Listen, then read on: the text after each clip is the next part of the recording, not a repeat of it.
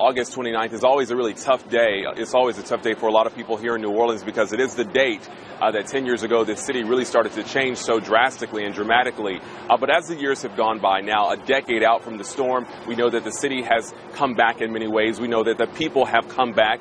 And for some people, they tell us that has made reflecting on Katrina just a bit easier.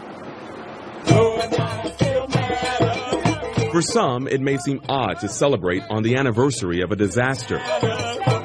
But true to New Orleans, this parade in the city's lower Ninth Ward is about resilience. It's about people coming back, clinging to their roots and demanding to rebuild. Nani Adlaken's family home was destroyed during Hurricane Katrina. She returned and a decade later still celebrates surviving. And that's what we do in New Orleans. We celebrate life. Earlier in the day, a softer, somber tone at the city's permanent Katrina Memorial, remembering the 1,800 lives lost following the storm.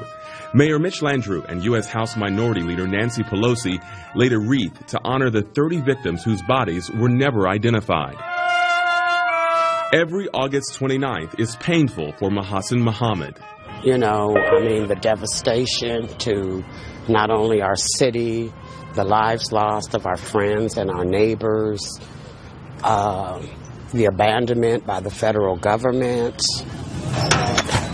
Like so many did following the storm, Mackenzie Jones, a teacher from Baton Rouge, traveled to New Orleans to volunteer, joining a citywide day of service. I've been teaching and talking about Katrina for the last 2 days with my students, and really talking about the resilience of the city, and I think that shows here today with everybody who's volunteered not only at this site, but other sites too.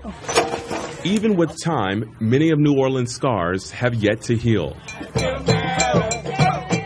And while it's tough to count all that was lost, this second line parade is perhaps a symbol of what New Orleans didn't lose, its distinct culture and its will to bounce back. The second line is the triumph, overcoming death, resilience, resurrection, redemption. That's what the second line is. It's just not a party.